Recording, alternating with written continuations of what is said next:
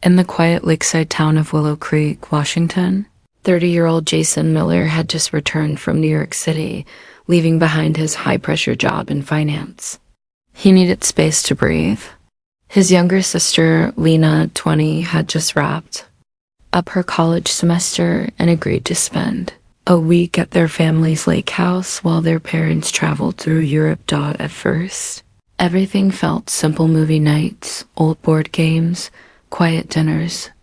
The week felt like a calm retreat until day 3. Lena was rummaging through the attic, hoping to find their dad's old record player, when she came across a dusty cardboard box shoved behind a trunk. Inside were yellowed papers, brittle envelopes, and a single photo, one that didn't make sense: a birth certificate, but not with her name, and a photo of their mother holding hands with a man neither of them had seen before.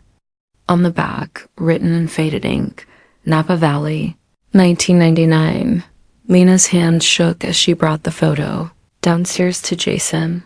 He looked at it for a long moment before speaking. "We need to talk to Mom and Dad," he said. This doesn't add up." They went back to the attic and uncovered more handwritten letters. A torn journal and the same man's name, Daniel Reed, appeared more than once. That night, the siblings sat at the kitchen table, the diary laid open between them. Lena began to read, her voice trembling. "If they ever find out, everything will fall apart. But how can I live with a lie forever?" The entry was dated June 2004. Jason leaned back, his mind racing. This could mean one of us ... IS in single quotes T ... He trailed off, unable to finish. Neither of them slept that night. The question spun endlessly. Who was Daniel Reed? Why was Lena's name missing from the official birth records? Had their entire childhood been built on a secret? The next morning, they called their mom, who was in Italy. Lena's voice cracked as she spoke. "Mom, we found the box, the photo, the diary. We need to know the truth." A long pause followed before their mother responded. "You weren't supposed to see that," she said quietly. "I was going to tell you both someday, I swear, but not like this." Then came the truth. Before marrying their father, she had been in a serious relationship with Daniel Reed. Lena was the child from that past, born shortly before she met Jason's father. He had raised Lena as his own, and they had decided never to reveal the truth to protect their family. Lena sat frozen. "So, we're half-siblings?" Their mother hesitated, then confirmed it. Jason reached across the table and gently took Lena's hand. "You're still my sister," he said. "That doesn't change." The rest of the week passed quietly. The siblings tried to return to normal, but the truth lingered in the silence. Lena grew distant, often staring out across the lake or flipping through the old diary. On their final night, she noticed something she hadn't before: a small brass key taped behind the frame of the photo they'd found.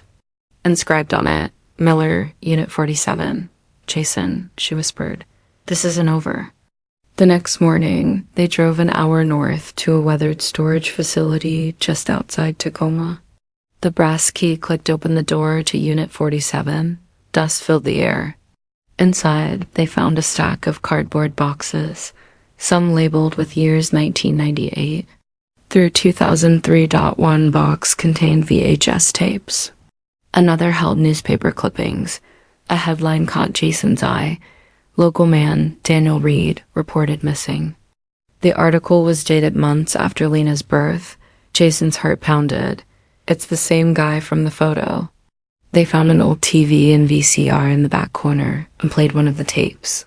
The screen flickered, revealing old home videos. Jason and Lena as toddlers, their mother smiling, but then the mood shifted. The last tape ended abruptly. A shaky clip of their mother, facing the camera alone, whispering, "This secret has to stay buried. No one can know what happened to Daniel." Jason and Lena stared at the screen in silence. The weight of the implication hung in the air. You think Dad found out? Jason asked. Protected her somehow? Or did something worse? Lena whispered. They didn't have answers. Just shadows and possibilities. As they locked the unit and stepped back into the light, Lena said, "We may never know everything, but at least now we know the truth about who we are." Jason nodded, his voice low. "And we still have each other. No secrets." Not anymore. Their week at the lake house had started with quiet. It ended with clarity. Maybe not peace, but something stronger. A bond built on truth, even the painful kind.